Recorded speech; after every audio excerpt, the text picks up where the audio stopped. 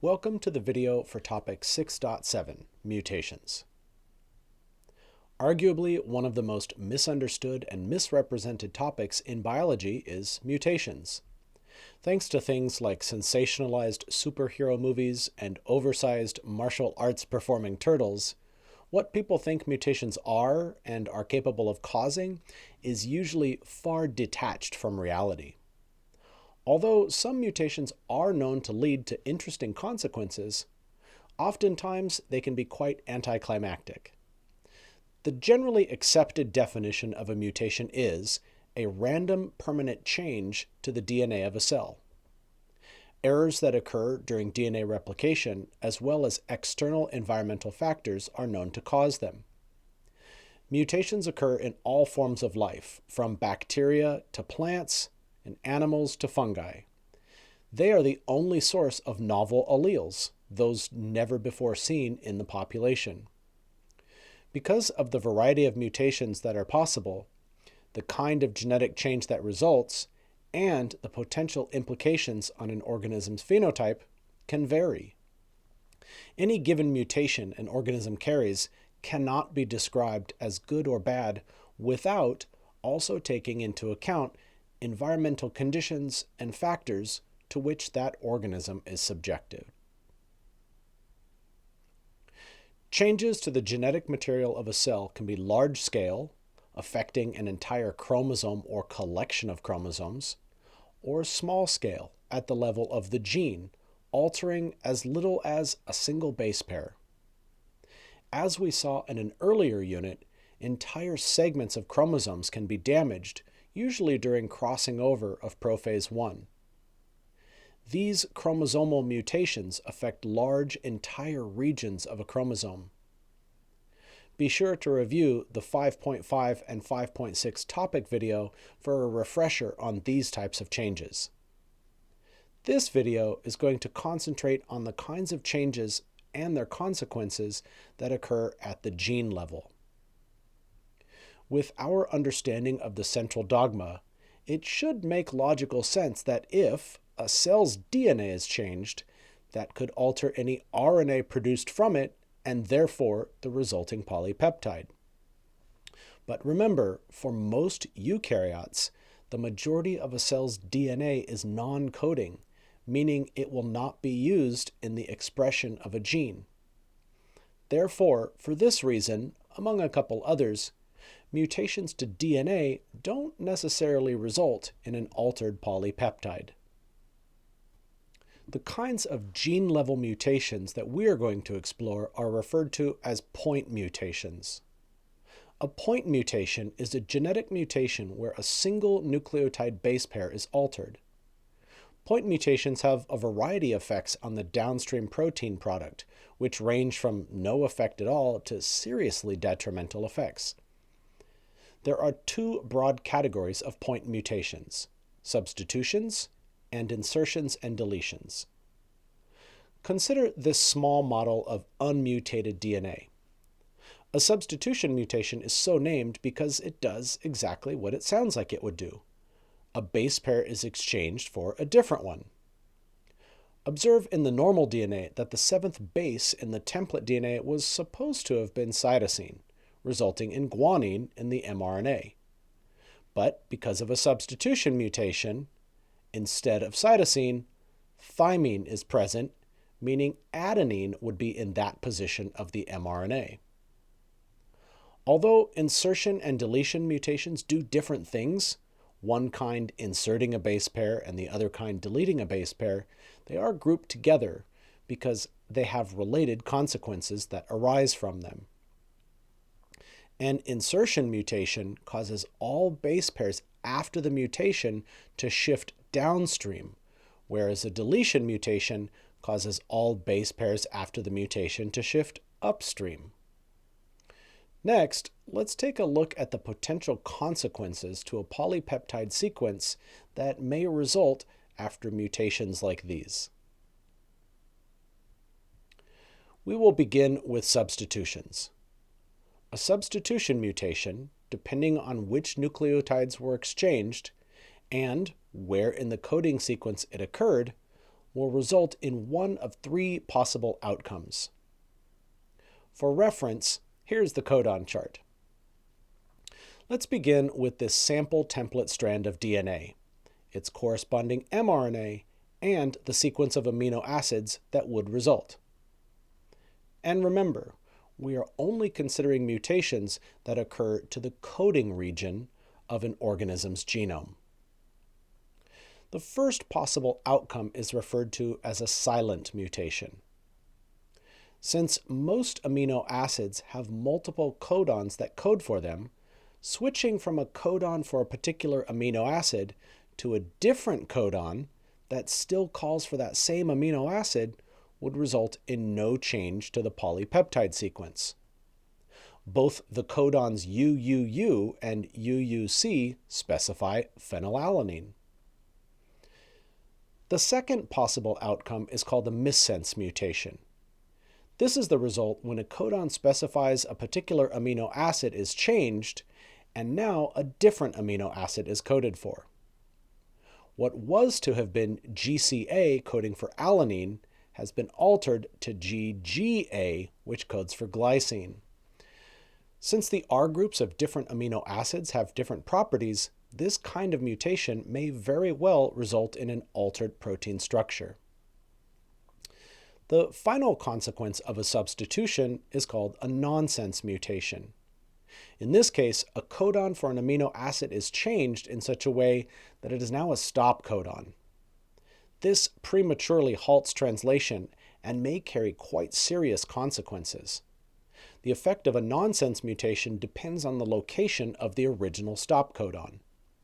For example, a nonsense mutation occurring early on in an mRNA sequence would be far more deleterious than a nonsense mutation close to the end of the mRNA sequence. Although the original amino acid to have been coded for by UAU, tyrosine, has been mutated to UAA, which is one of the three stop codons. Due to the triplet nature of gene expression by codons, the insertion or deletion can change the reading frame of the mRNA. Insertions or deletions of a number of nucleotides in a sequence that is not divisible by 3 results in a completely different translation from the original. In this non-mutated example, the correct sequence of amino acids is phenylalanine, tyrosine, alanine, and arginine. But if an insertion or deletion occurs, every amino acid after the location of the mutation has been altered. The earlier in the sequence the deletion or insertion occurs, the more altered the protein.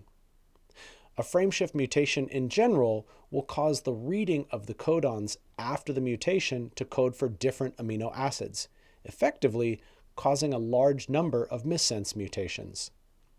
Silent mutations may also occur, but the frameshift will also likely alter the location of the first stop codon encountered in the sequence.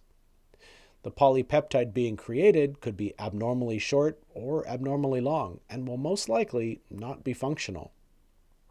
When insertions or deletions of base pairs occur in multiples of 3, a frameshift does not result, but rather the polypeptide will simply have extra or missing amino acids, respectively.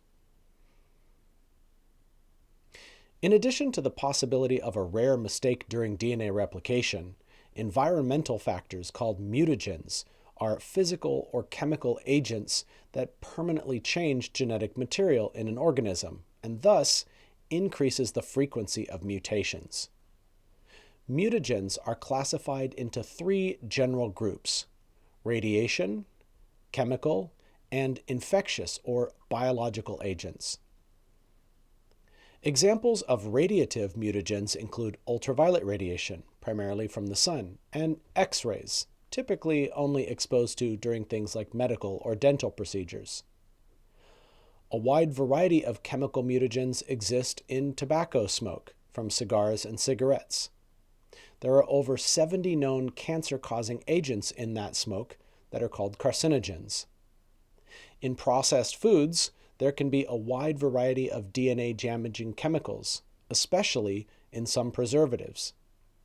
Oh, and that black charring that you see on some foods, particularly ones that have been grilled, contain polycyclic aromatic hydrocarbons, a known carcinogen. An impossible to list them all collection of DNA damaging compounds can be found in cleaning agents, ranging from laundry detergent to carpet stain removers to oven cleaner.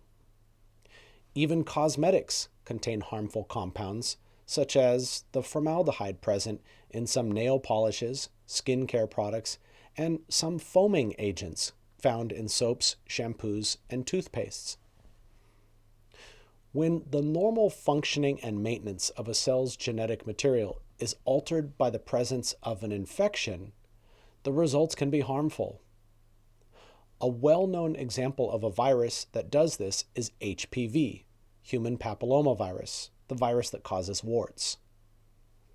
Long-lasting infections with high-risk HPVs can cause cancer in parts of the body where HPV infects cells, such as the cervix.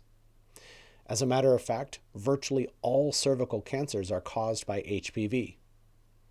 Thankfully, a vaccine exists to help protect against that virus and up to 90% of cancers related to it. DNA repair is a collection of processes by which a cell identifies and corrects damage to the DNA molecules that encode its genome. In human cells, both normal metabolic activities and environmental factors, such as those above, can cause DNA damage, resulting in tens of thousands of individual molecular disruptions per cell per day.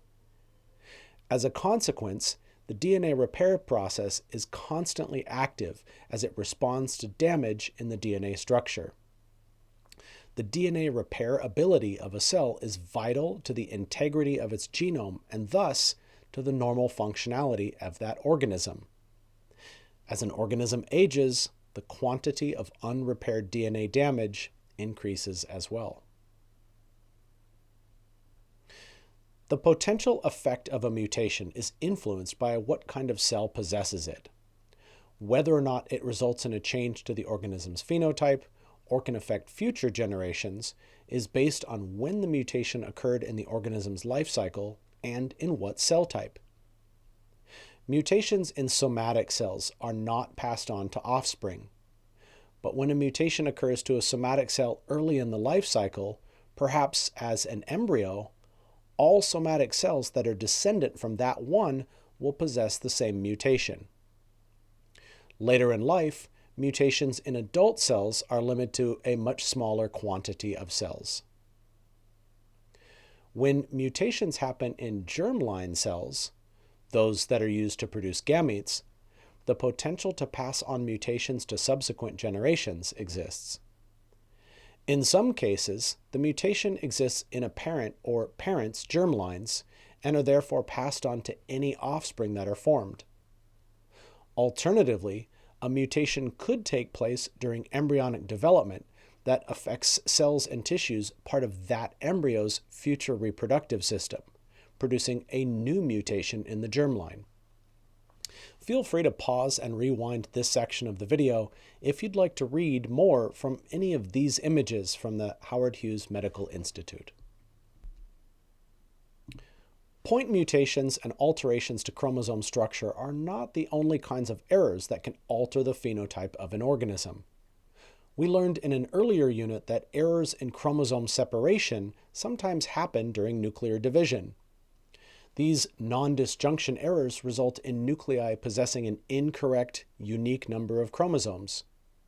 When this occurs in somatic cells, only a small number of cells are affected, and it cannot be passed on to offspring.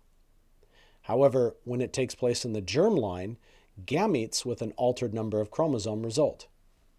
Be sure to review that previous topic in Unit 5 if you need a refresher on the events in meiosis that can lead to conditions like Down syndrome. Having an extra set or sets of chromosomes is called polyploidy. These examples expand beyond just being diploid, with 2 sets of chromosomes, and include things like triploidy, tetraploidy, and more, like the octoploid strawberry. Polyploidy is more common in plants than in animals because an animal's sex determination mechanism involves number and type of sex chromosomes. Plants, on the other hand, do not have any such sex determination beyond number or type of chromosomes.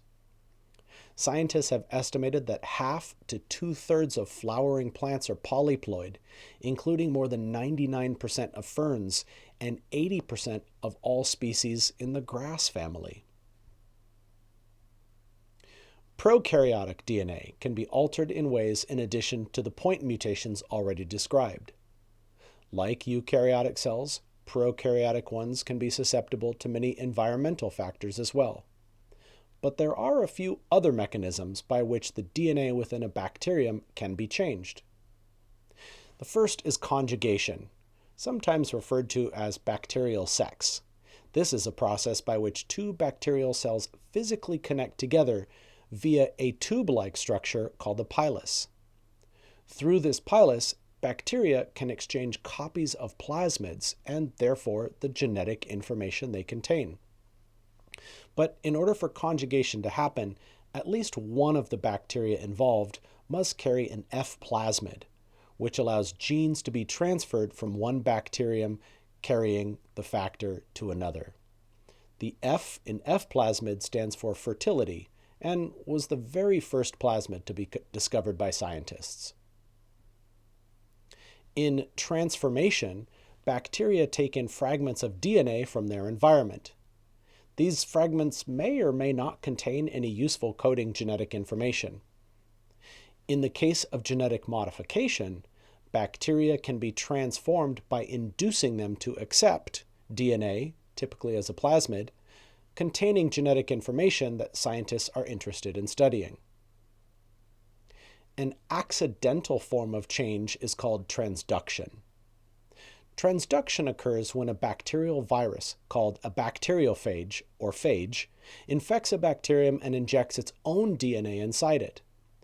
In the process of manufacturing new copies of phage, bacterial DNA is inadvertently packaged into a phage rather than the viral DNA.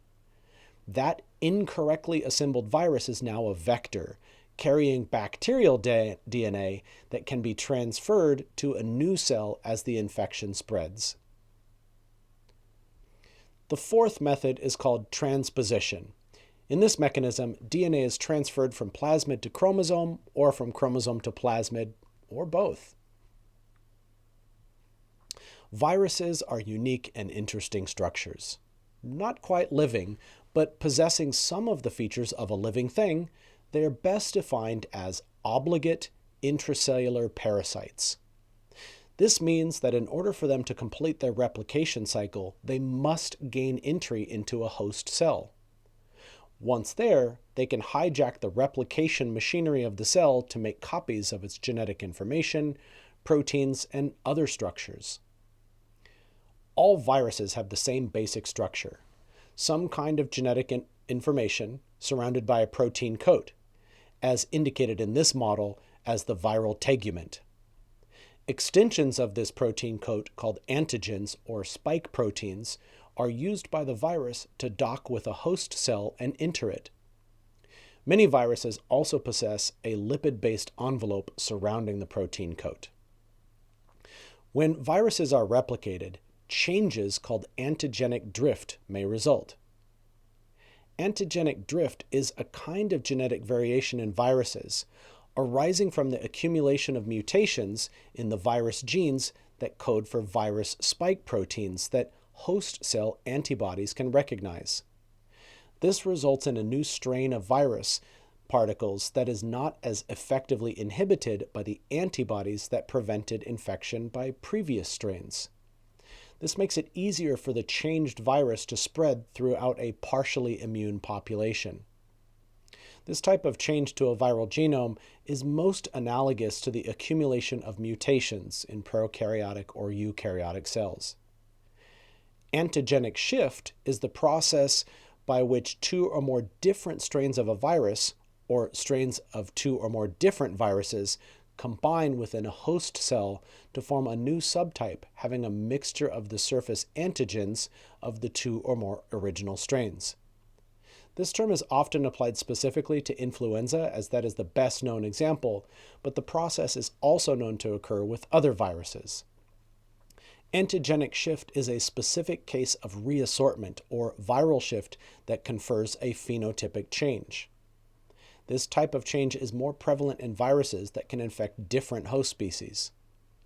It should be noted that in most cases of genetic change for a virus, the change would result in a virus that is less capable of spreading and infecting more hosts.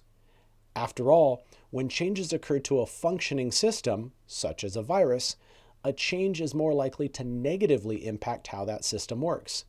But, given enough time and exposure to enough hosts, the occasional genetic change may pop up that improves the virus's infectious properties. So, mutations. Good, bad, both, neither, maybe, maybe not. No mutation can be described with any judgment like that without considering the type of mutation involved and the environmental conditions that the organism is exposed to. Some mutations may confer a beneficial advantage, while others may not. This will be a critically important piece of information to remember when we study natural selection in the next unit.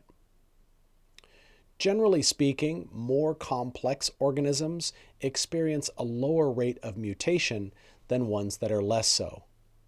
More robust mechanisms to prevent and repair DNA damage are present in eukaryotes than viruses, for example. Since beneficial mutations that improve survivability are the most rare, if, based on the type of mutation and environmental factors, a mutation isn't neutral, it would be deleterious. Lacking the ability to produce a fur pigment due to a mutation makes it far easier to be spotted by predators. Clearly a disadvantage. In order for a mutation to grant a benefit to an organism, it must be one that improves the organism's ability to survive and reproduce, given environmental conditions. The mutation in humans resulting in blue eyes most likely originated from the northwest part of the Black Sea region, where the great agricultural migration of the northern part of Europe took place in the Neolithic periods about 6,000 to 10,000 years ago. Before humans had migrated that far north, a mutation like this would have been a detriment in regions of the globe where solar radiation is more intense, since dark-colored eyes provide for greater protection from damage caused by the sun. So, although individuals living in and around the tropics and the equator with this mutation almost certainly existed prior to 10,000 years ago, that environment would not have been conducive to that individual's survival. But the environment can change and has always done so. The presence of predators, food sources, water availability, climate are all environmental factors constantly in flux. The consequence of change means that the mutations granting an advantage to individuals today may not be the same ones providing for a benefit in the future. That ends our look into mutations. Thanks for watching and take care.